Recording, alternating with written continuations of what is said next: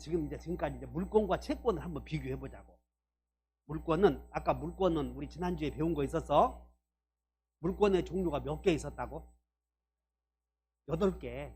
다시 한번 점소, 지지전, 유질적 이렇게 있었잖아요. 근데 물권은 소유권을 중심으로 해서 여기 봐. 갑이 이 토지를 갖고 있을 때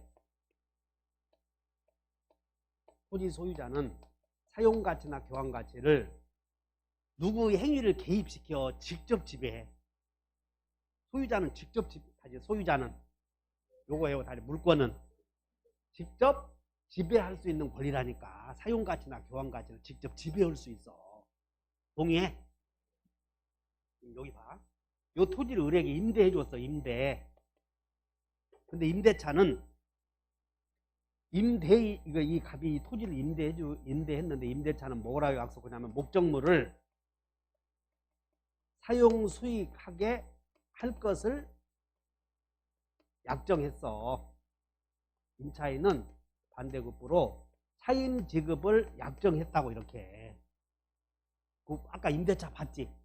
그럼 여기서 임대차는 존속기간 동안에 임대인이 목적물을 사용 수익하게 할 거 약정했으니까 약정만 지키면 돼. 그러므로 이 토지를 임대해 줄 때 임대인에게는 토지 소유권이 있어야 돼. 없어도 괜찮아. 그래, 없어도 괜찮다고 약속만 지키면 되니까. 동의해? 그런데 이 약속은, 임차인의 약속은 아무에게나 약속 지키라고 해야 돼. 약속한 사람에게만 지키라고 해야 돼. 그래서 채권의 효력은 누구에게나 주장을 해. 맺은 상대방에게만 주장을 해. 그래서 채권의 효력은 상대적이다 이런 말을 써. 이해 갔나? 그러니까 상대적이다 이런 말이 나오면 그냥 따라서 상대.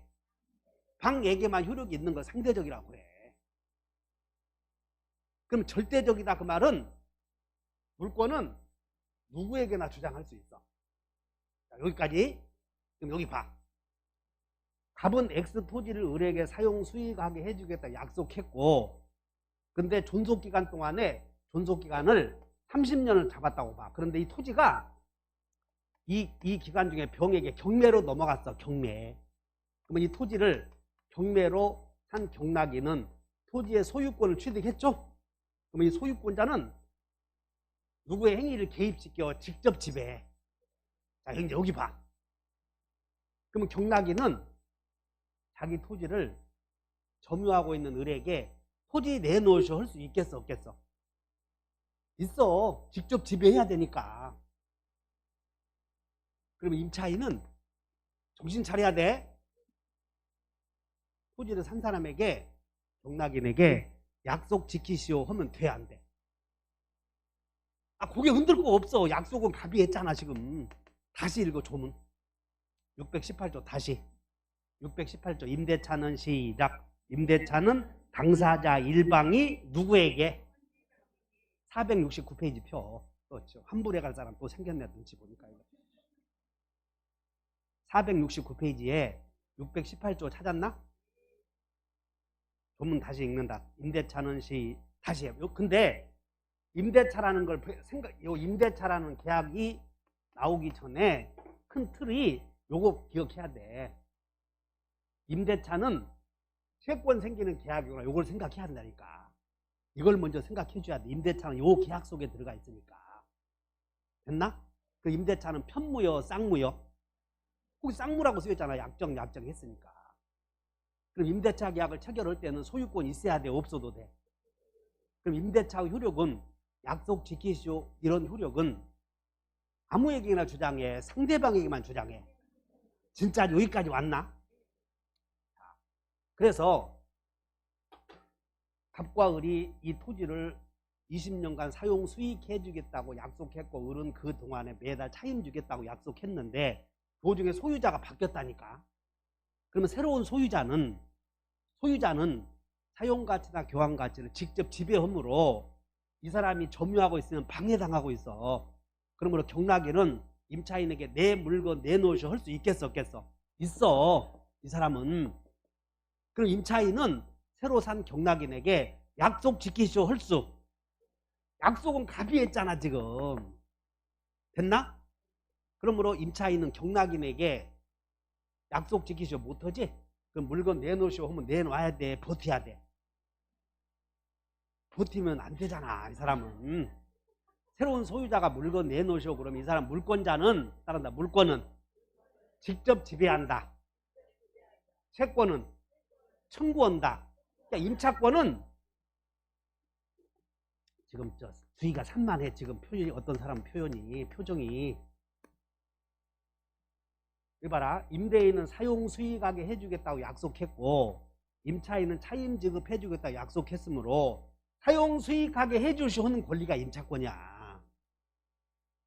처음 배우는 거야 여러분들 다. 근데 사회에서 임차권 들어보기는 했으나 이거 정통으로 배우는 거라. 임차권은 사람에 대한 권리야. 물건에 대한 토지에 대한 권리요. 사람에 대한 권리야. 임차권은 임대인 네가 약속했으니 존속기간 동안 사용수익하게 해주시오. 이게 임차권이요. 자, 여러분들 임차권은 토지에 대한 권리야. 토지를 빌려준 임대인에 대한 권리요. 임대인에게 사용수익하게 해주시오는 권리라고. 동의해? 그렇기 때문에 임차권은 절대적이요 상대적이요 맺은 자에게만 청구한다니까. 맺은 자에게만. 그럼 물권은 절대적이다 상대적이다. 이 사람은 소유권을 취득했고 물권자라고. 따라서 물권자는 특정인에게 주장해. 누구에게나 주장을 해. 그러니까 임차인에게도 내 물건이다 주장할 수 있다고. 이렇게. 그러므로 임차인에게 내 물건 내놓으시오 그러면 못 내놓겠다 하면 안 된다고. 이 사람은. 그러니까 이 사람은 점유할 권리가 없어. 이 사람에게는. 이해가 갔나? 따라서 매매가 우선해 임대차가 우선해. 매수인의 소유권이 우선하는 거지. 임차권은 임대인에게만 사용수익하게 해주시는 권리이고 소유권 이렇게 넘어가서 경락인이 임차인에게 물건 내놓으시오 청구하잖아. 그럼 임대인은 이제 이행불능에 빠져. 이제 이때부터는 약속을 지킬 수가 없는 상태에 빠져서 이행불능에 빠져서 임차인은 임대인과 계약을 해지하고 손해배상을 청구하고 건물은 일단 넘겨줘야 돼. 그래서 어떤 법 격언이 나오냐면 한번 여기다. 매매는 임대차를 깨뜨린다. 이 격언이 뭐냐면 의미하는 것은 물권이 채권에 우선한다 그런 뜻이야.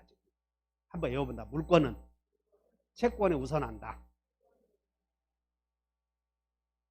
다시 한다. 물권은 특정인에게만 주장해. 절대적이야. 근데 채권은 아무에게나 주장해. 맺은 자에게만 주장해. 그러니까 맺은 자인 상대방에게만 효력이 있다 그런 뜻이야. 그러므로 의뢰 임차권은 갑에게만 사용수익하게 해주셔 하는 것이지 경락인에게도 사용수익하게 해주셔 할 수가 없어. 그냥 이렇게 쉽게 이해 한번 해봐. 설득됐나? 그래서 채권은 특정인에 대해서만 주장하므로 특정인에게만 주장한다. 그래서 계약에서 생기는 채권은 그냥 아까 수백 번 더 했어. 다시 약정 지키시오.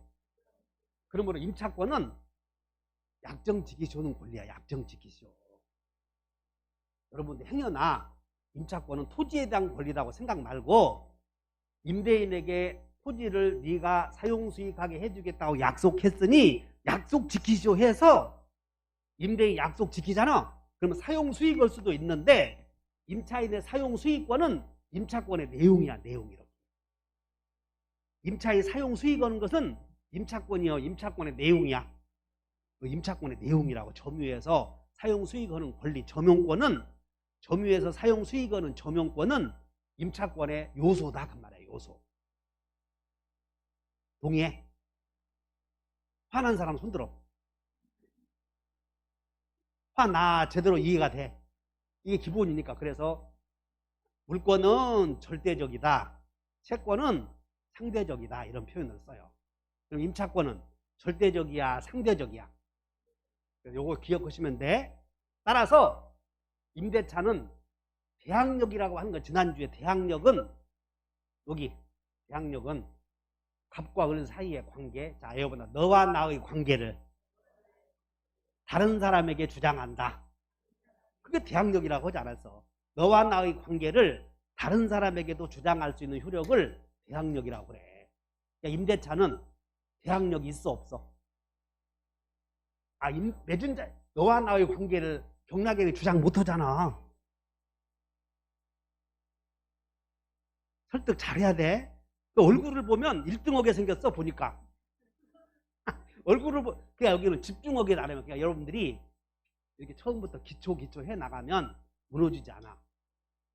자, 그래서 뭔지 모르지만 해 가보자고. 페이지 몇 페이지를 펴냐면 임대차에서 475페이지로 가보죠. 얼른.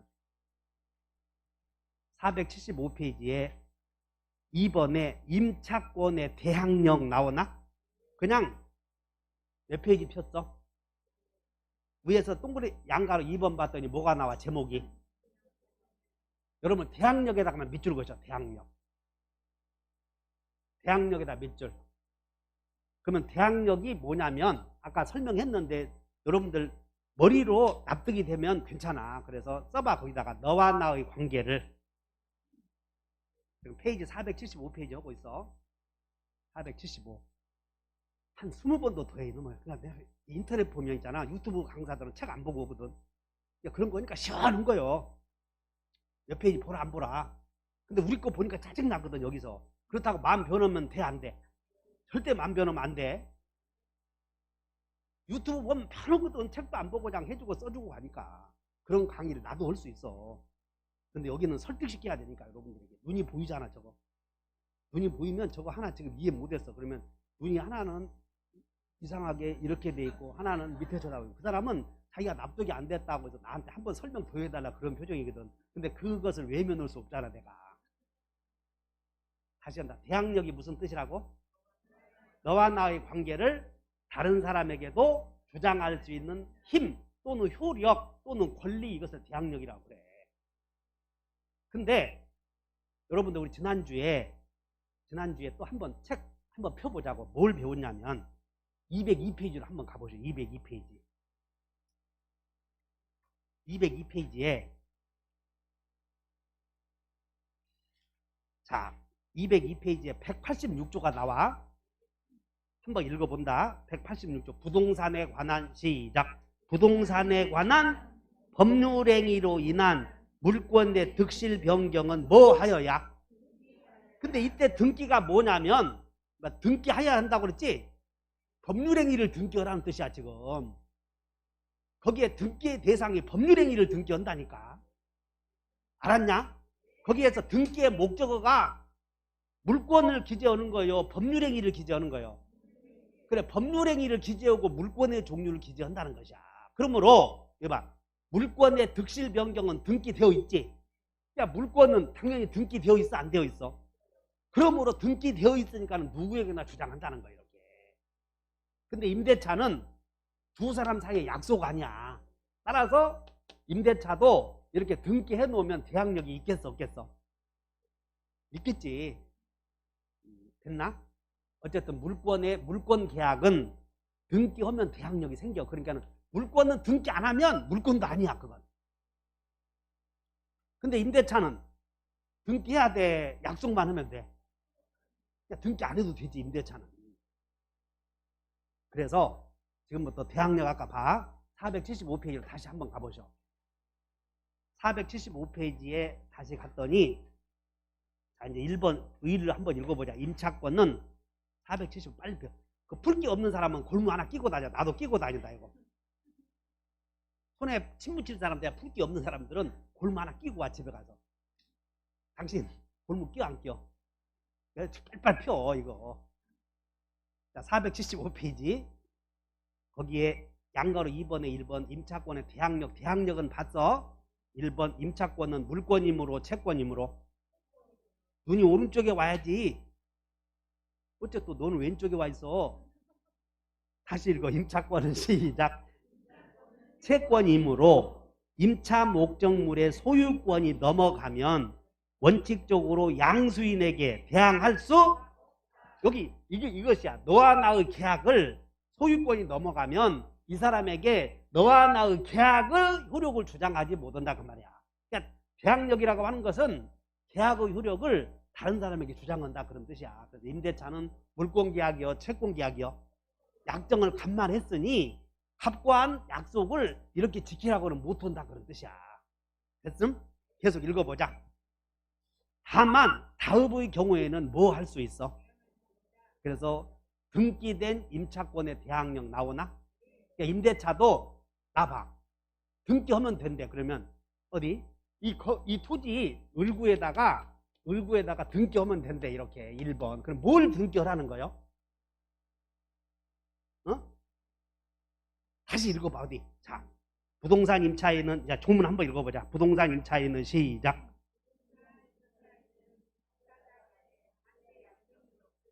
임대인에 대하여 그 임대차 등기 절차에 협력할 것을 청구할 수 있다. 2항 시작. 부동산 임대차를, 거기다 밑줄 그셔. 등기한 때 밑줄 그셔봐. 그러면 여러분들이 등기부에 기재하는 걸 등기라고 하던 뭘 기재했다고 해서 거기다가 부동산 임대차를 계약을 등기했다는 거예요. 지금 다시 한다. 부동산 임대차를 등기부에 기재했다고 그러지? 그럼 등기부에 뭘 기재했어? 여기 계약의 내용을 기재했다는 거. 두 사람의 계약을 기재했다는 거예요. 지금 설득됐냐고. 다시 부동산 임대차가 지금 여러분들은 임대차라고 하는 것은 임대차는 뒤에 계약 붙어야 계약이요. 그냥 계약이요. 이름이 있는 계약이잖아. 그러니까 거기는 아까 들어본 621조의 2항은 부동산 임대차를 등기했다 나오잖아. 그것은 등기의 대상이 계약을 등기했다 그 말이야. 부동산에다가 임대차 계약을 등기했다 그런 얘기야 지금. 설득됐냐고. 다시 해. 등기부에 뭘 기재했다고? 계약 내용을 기재했다 그 말이야. 계약 내용. 그러면 계약 내용을 등기했으니 그때는 제3자에 대한 효력이 있다 그랬잖아. 여기까지 됐냐고. 그런데 임대차는 당사자 간에 반대 약정이 없을 때 계약을 체결할 때 얘기하자. 임대차 계약을 체결해. 임대인이 너 공부 어디서 합격했어? 그랬더니 검단 방문각에서 합격했대. 그래? 그런데 신중하게 계약을 하면서 눈치를 채고 너 다음에 임대차 등기해달라는 소리 없애야 돼? 딱 이렇게 나오는 거예요.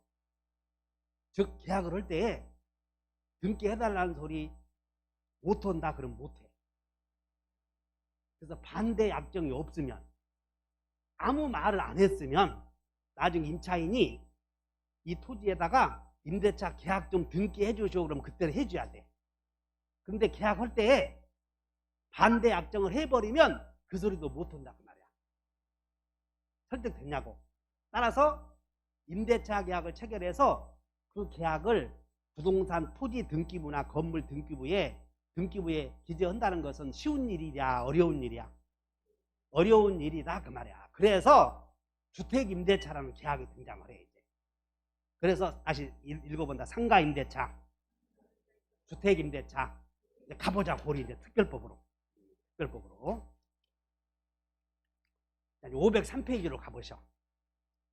자, 여러분들 교재에 503페이지 보기 전에 500페이지를 한번 가보시자. 500페이지 갔더니 제목을 읽어보셔. 제목 맨 주택임대차. 그러니까 여러분들은 주택 네모 쳐봐. 주택 네모. 주택 여기 자기들 좀 먼저 잘 알아들었다고 위세 떨면 안 돼. 그 다음에 임대차 네모. 그러니까 여기는 임대차의 목적물이 주택의 경우에는 보호해주는 법의를 주택임대차 보호법이라고 그래. 그러니까 지금 그 주택임대차 보호법에는 우리 민법 앞에 있는 우리가 지금 배우는 여기 있는 임대차 계약이 적용되겠어 안 되겠어? 적용돼. 근데 다만 주택의 경우에는 여기 특별히 보호해주기 위해서 법을 만들었기 때문에 민법의 규정과 주택임대차 보호법에 있는 규정이 두 개 충돌하면 이것을 우선하겠다 그 말이야. 따라서 주택임대차 보호법에 없는 규정은 다 앞에 있는 민법의 일반법이 전부 적용되는 거예요. 전부 적용돼. 이해가 갔냐고. 따라서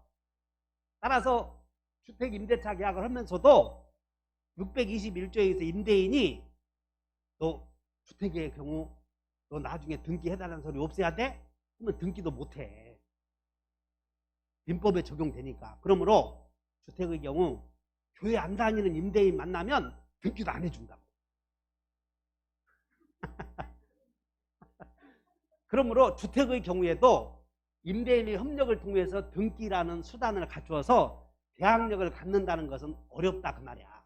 그래서 임차인 스스로의 힘으로 등기에 버금가는 효력을 부여하고자 만든 법이 주택임대차보호법이고, 거기는 주택을 넘겨받고 인도받고 주민등록 해놓으면 등기한 것과 같은 효력을 인정하겠다. 이것이 주택임대차보호법이야. 되겠나? 그럼 한번 읽어본다. 한 장 넘겨서 503페이지에 503페이지 봤더니 역시 03 무슨 역? 503페이지 여기 봐. 그러니까 주택임대차보호법의 핵심은 뭐 존속기간이 2년이다 이런 게 중요한 게 아니야. 민법에서 중개사 시험은 민법에서는. 그러니까 공인중개사 시험에서 민법은 존속기간 동안에 보증금 뜯기지 않고, 주택임대차의 경우에는 보증금이 많잖아. 소위 전세금이라고 하지. 그런 금액이 다액이기 때문에 그 보증, 우리 용익물권에서는 전세금이라고 불러요. 앞에 용익물권 배웠지. 전세권에서는 그 전세금을 전세금이라고 하고, 전세권이 아닌 임대차에서는 전세금을 그냥 보증금이라고 본 거예요. 여러분 구별해 줘야 돼. 그래서 전세금을 한꺼번에 걸고 등기했으면 전세금이라고 하고, 전세금 걸고 등기 않고 주민등록 해놓으면 기자들이 앞에 있는 전세권과 구별하기 위해서 그걸 전세보증금이라고 해. 그러니까 여러분 용어는 임대차에서는 전세금이야 보증금이야. 이제 용어를 바꿔. 여러분들 주택 그 아파트 5억 빌려서 주민등록 해뒀잖아. 그럼 그 전세금이라고 말은 하지만 이제는 법을 여러분들이 스스로 전문가로서 용어를 바꿔서 그것을 따라서 해본다. 보증금. 보증금이 5억이다 이렇게 얘기해줘야 돼. 그리고 월세 안 내면 그걸 전세보증금이라고 하고, 월세 내면 그걸 월세보증금이라고 그래. 용어가 좀 달라져. 그러면 한번 읽어봐. 3조. 3조 임대차는 한번 읽어본다. 1랑 시작. 임대차는 등기가 없는 경우에도 임차인이 주택의 인도, 인자 동그라미 쳐. 인도와 주민등록을 마친 때에는 그 다음 날부터 제3자에 대한 효력이 생긴다고 그랬지. 근데 무엇이 효력이 생긴다고 그래서 앞에 주어가 임대차는 아니, 임대차는 그러지 않았어. 그러니까 네모쳐. 임대차는 조문에. 임대차는 네모쳐. 그럼 임대차는 어디? 임대차는 계약이요 계약이 아니요? 계약이잖아. 임대차는 계약이요. 계약을 등기해 놓으면 그 계약의 효력을 다른 사람에게도 주장할 수 있다. 이렇게 나와 있잖아 지금. 동의해? 자, 이제 외워본다. 인주 마치면, 인도와 주민등록을 마치면 그 다음 날부터 계약력이 생긴다. 그런 얘기야. 동의해? 그다음에 상가로 한번 가보자. 상가. 상가 임대차 520페이지.